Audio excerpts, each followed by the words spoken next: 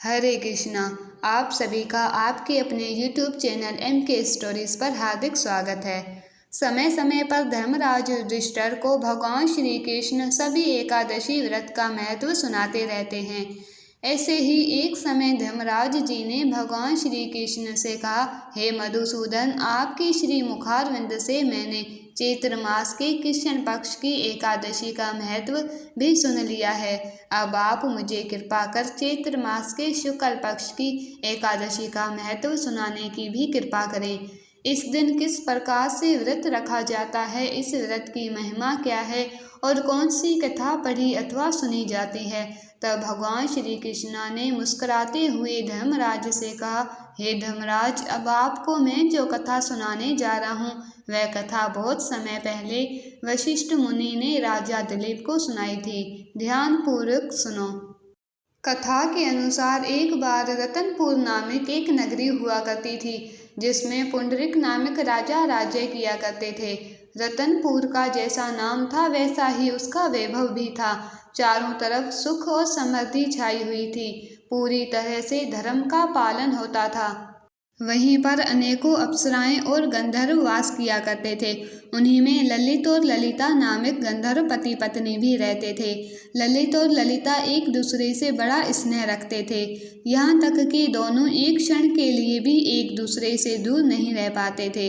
एक दिन राजा पुंडरी की सभा में नृत्य का समारोह चल रहा था, जिसमें गंधर्व गायन कर रहे थे और अप्सराएं नृत्य कर रही थी। गंधर्व ललित भी उसी दिन सभा में गान कर रहा था, लेकिन गाते गाते वह अपनी पत्नी ललिता की याद में खो गया, जिससे उसका एक पद थोड़ा सुर से बिगड़ गया।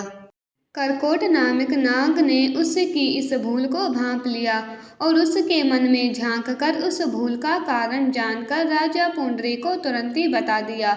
तब राजा पुंडरी ये जानकर बहुत क्रोधित हुए और ललित को शाप देकर तुरंत ही एक विशालकाय राक्षस बना दिया। तब अपने पति की इस स्थिति को देखकर ललिता को बड़ा भारी दुख हुआ। वह भी राक्षस योनि में विचरण कर रहे ललित के पीछे पीछे चलती और उसे इस पीड़ा से, शाप से मुक्त करने का कोई उपाय खोजती रहती। एक दिन चलते चलते भटकती भटकती वह ऋषि शृंगी के आश्रम में जा पहुंची। तब ललिता ने हाथ जोड़कर ऋषि को प्रणाम किया और सारी विधा महर्षि को कह सुनाई।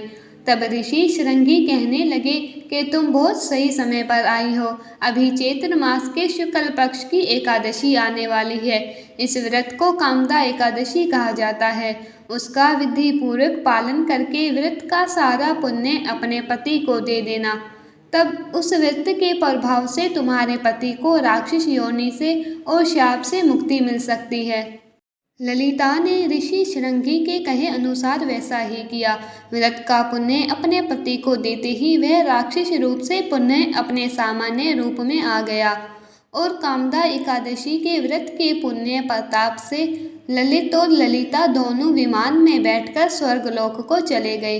मान्यताओं के अनुसार इस संसार में कामदा एकादशी के समान कोई अन्य व्रत नहीं है। इस व्रत की कथा को सुनने या पढ़ने मात्र से ही 1000 वाजपेय यज्ञ के समान फल की प्राप्ति हो जाती है। एकादशी व्रत के नियमों का पालन एक दिन पहले से ही शुरू कर दिया जाता है। उसके बाद स्नान आदि से निवृत्त होकर साफ स्वच्छ पीले वस्त्र धारण कर व्रत का संकल्प लिया जाता है। एक साफ चौकी पर भगवान विष्णु की प्रतिमा या तस्वीर की स्थापना की जाती है। फिर भगवान विष्णु को फल, फूल, तिल, पंचामृत, तुलसी पत्र आदि पूजन सामग्री अर्पित की जाती है। धूप दीप जलाकर व्रत की कथा पढ़ी और सुनी जाती है। मन ही मन भगवान विष्णु के मंत्रों का जाप किया जाता है। संभव हो तो श्री विष्णु सहस्त्र नाम का पाठ भी करना चाहिए। उसके बाद भगवान को भोग लगाकर सबसे अंत में कपूर जलाकर आरती की जाती है। दिन भर उपवास रखा जाता है। समर्थ हो तो रात्रि जागरण करना चाहिए और पूजा स्थल के पास ही जागरण करके भगवान के मंत्रों का जाप करना चाहिए। एकादशी के अगले दिन यानी द्वादशी तिथि को व्रत का पारणा किया जाता है। पालना करने से पहले ब्राह्मणों को भोजन करवाकर दान दक्षिणा देकर उन्हें सम्मान सहित विदा करना चाहिए। ब्राह्मण की जगह पर आप किसी योग्य निर्धन व्यक्ति को भी भोजन आदि कराकर उनकी ज़रूरत का सामान उन्हें देकर विदा करके फिर अपना व्रत खोल सकते हैं। इस प्रकार किया गया व्रत का पुण्य फल भगवान श्री विष्णु अवश्य ही प्रदान करते हैं। जो भक्त एकादशी के दिन ग्यारस माता की भी पूजा करके ग्यारस माता की आरती भी पढ़ता है अथवा सुनता है, उनके घर में कभी कलह क्लेश नहीं होता। उनके पितर भी उनसे प्रसन्न रहते हैं और परिवार के सभी सदस्यों को भी इस दिन किए गए उपवास का या पूजा पाठ का पुण्य मिलता है। जो भक्त इस दिन उपवास रखते हैं उन्हें किसी प्रकार का कोई नशा, झूठ, चोरी, पाप या फिर किसी भी पर निंदक से बात नहीं करनी चाहिए। इस दिन क्रोध करने से भी व्रत खंडित हो जाता है। ये थी कामदा एकादशी की कथा। उम्मीद है ये वीडियो आपको पसंद आई होगी। अगर अच्छी लगी हो तो वीडियो को लाइक और सब्सक्राइब करना मत भूलिएगा।